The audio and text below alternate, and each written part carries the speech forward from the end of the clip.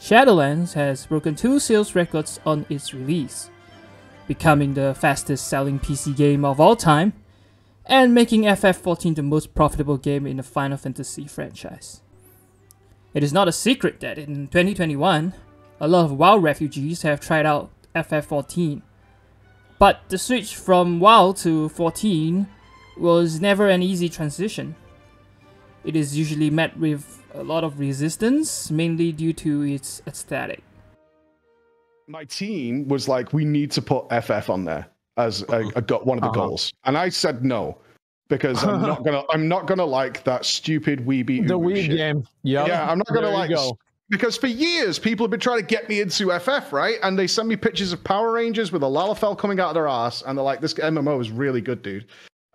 I'm not playing this game, man. That's fucking ridiculous. It usually boils down to cat girls, bunny girls, and Lalafell. Even though in a fantasy world, people are okay with a lot of made-up races like wolf people, cow people, panda people, dragon people, bird people, but the moment we put cat ears on humanoid, that's where we draw the line and say science has gone too far. Not to mention, bunny girls are not even from the east. What about Lalafells? Well, they deserve a video on their own, but for now, let's just imagine them as a hobbit. But I digress. It is the stereotype that makes people feel that way, so let me explain to you why FF14 is actually not a WEEB game. The FF franchise has always been a fusion between the East and West. It is a Japanese game that was inspired by Western culture after all. The first expansion, Heavensward, which is included in the free trial I might add, was made to attract the Western audience. This expansion is all about Templars and dragons. The architecture of Ishgard was inspired by the medieval fantasy theme. WEEB stuff are not included here. It is also the expansion which the first wave of the WoW refugees came to Eorzea after WoW released a bad expansion, Warlord of Draenor. Some things never change. This was not our destiny. Times change.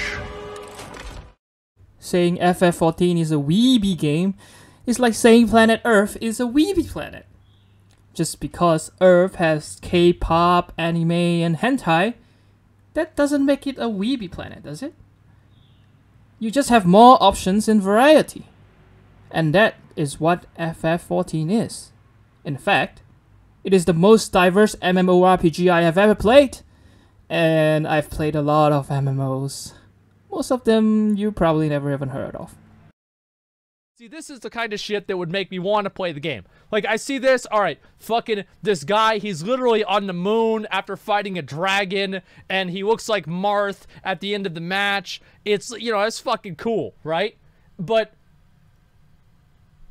bro, this... In a world that is diverse, you will always find something that you like, and things that you dislike. But as a player, you get to choose what you want to interact with.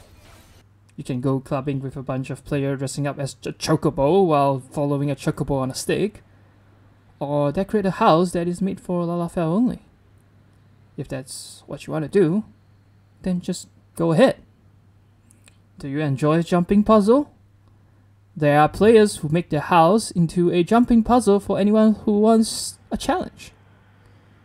But if you don't want to do any of it, you're not forced to do it. It is a game that gives you that freedom. The thing about diversity is that it allows you to explore things that you initially thought you dislike, and maybe have a change of opinion. I used to dislike Japanese food, and would have never tried any of them because I'm the type of guy who would always go to the same restaurant and order the same thing every single time. But through the people around me, I gave it a shot, and feel glad I did. Chances are the people who knows you well would recommend the things that they think you like. that is probably how FF14 was recommended to you. I don't know about you, but an MMO that consists of players with different tastes and preference feels more alive. More like an actual world.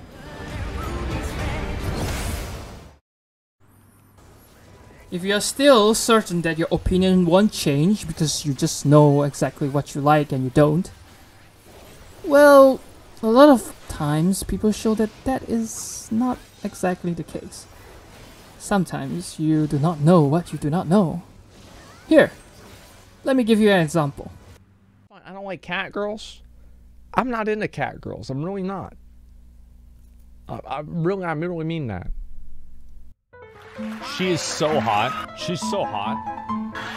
Dude, she is so hot. You need to have done the quest My Little Chocobo at level 20. My Little Chocobo? And that's after you pick a grand company. If you see this symbol, it My means Little the mount is tradable. Chocobo. So you might There's a high level of play in chocobo racing. I've watched 18 different YouTube videos. I've been inbreeding my chocobos to find the one singular chromosome that my chocobo will have, and that chromosome will be winning. And I do get top 8 every race.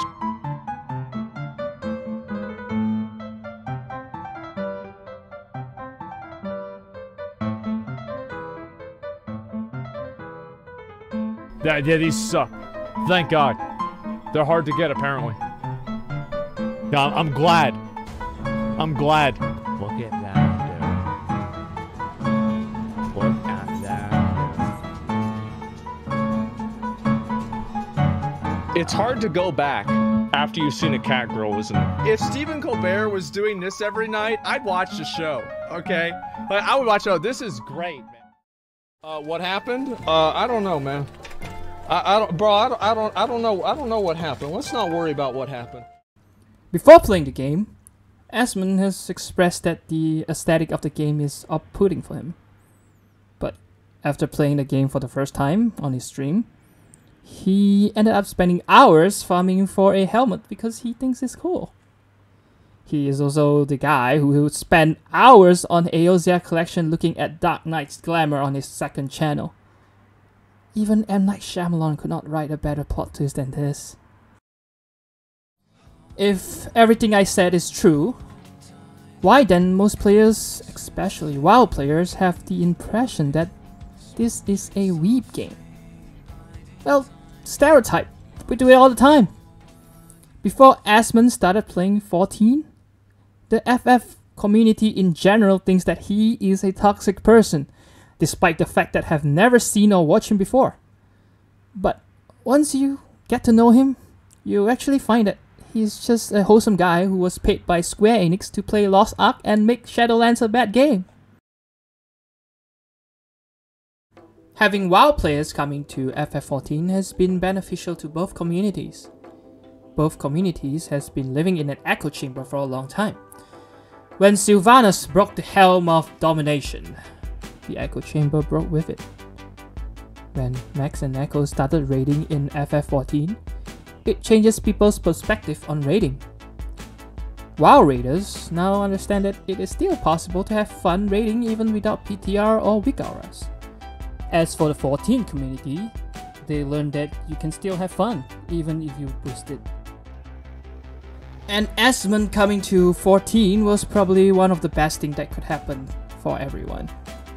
He, the man who proclaims he will clear all ultimates and obtain the Necromancer title, have shown us that in the modern day, with so many options, we do not need to tie ourselves to one game when we are not having fun anymore. This is why when he quit 14, it's a bittersweet feelings for all of us. Well boys, we have a good run, but nothing lasts forever. We wish you all the best, Garlic Lord.